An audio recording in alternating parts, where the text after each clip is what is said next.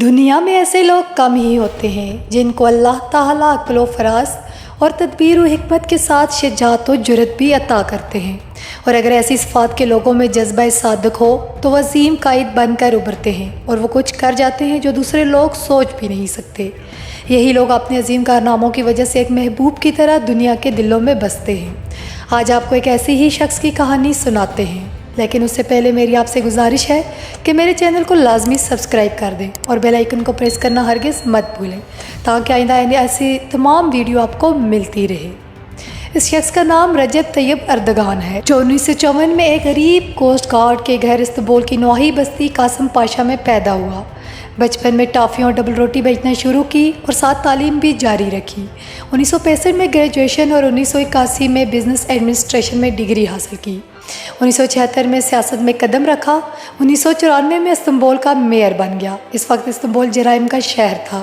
Tayyip Erdogan نے صرف 2 برس میں شہر کو کرائم فری کر دیا اور عوام کے دیگر تمام مسائل بھی حل کر دیے۔ دیکھتے ہی دیکھتے استنبول دنیا کے بہترین شہروں میں شمار ہونے لگا۔ استنبول کے تعمیر و ترقی کو دیکھ کر عوام نے انہیں ترکی کے وزیر اعظم کے طور پر آگے آنے کا مشورہ دیا اور 2002 کے انتخاب میں کامیابی ان کے نام کر دی۔ ان دنوں ترکی ایک اقتصادی بحران میں پھنسا ہوا تھا۔ طیب اردگان نے ترکی کو اس بحران سے نکالا اور ترکی کو حقیقی معنوں میں مرد بیمار کی کیفیت سے نکال کر ترقی و استحکام کی راہ میں گامزن کیا ہے۔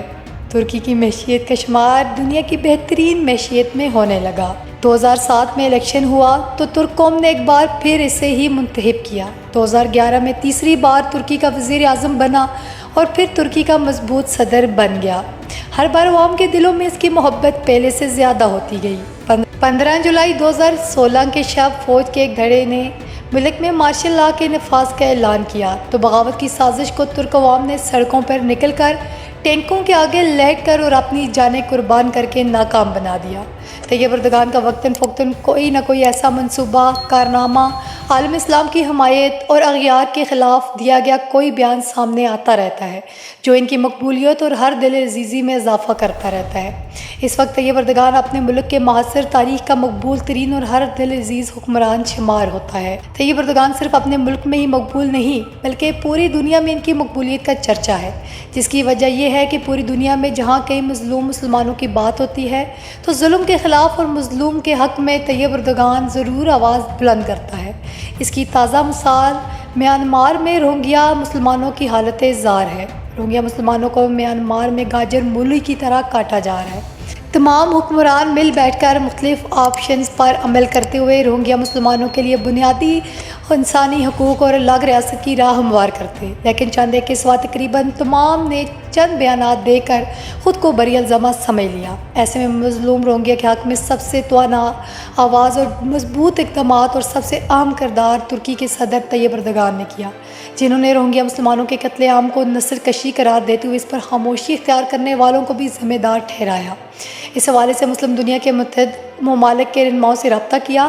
آنگ سان سوچی کو فون کر کے مظالم کی شدید الفاظ میں مذمت کی اور بنگلہ دیش میں آنے والے تمام روہنگیا مہاجرین کے نہ صرف تمام اخراجات برداشت کرنے کا اعلان کیا بلکہ فوری طور پر اپنے بیوی امینہ اردگان، اپنے بیٹے اور کئی کابینہ ممبران کو امداد کے ساتھ بنگلہ دیش بھیجا، جنہوں نے مہاجرین کے کیمپوں کا دورہ کیا اور امدادی سرگرمیوں کو آگے بڑھایا۔ رجب طیب اردگان اگرچہ کائنات کا بہترین حکمران نہیں ہے، جہاں اس میں بہت سی خوبیاں ہیں، کئی خامیاں بھی ہوں گی، لیکن یہ کہا جائے تو بے جانا ہوگا کہ اس وقت مسلم ممالک میں سب سے بہترین حکمران طیب اردگان ہے۔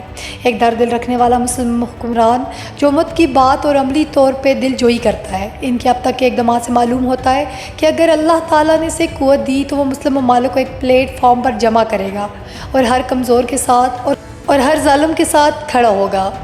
اگر آپ کو میری ویڈیو پسند آئی ہو تو میرے چینل کو لازمی سبسکرائب کریں اور بیل آئیکن کو پریس کرنا ہرگز مت بھولیں تاکہ آئندہ آنے والی ایسی تمام ویڈیو آپ کو ملتی رہے۔ اللہ آپ سب کا حامی و ناصر ہو۔ اللہ حافظ۔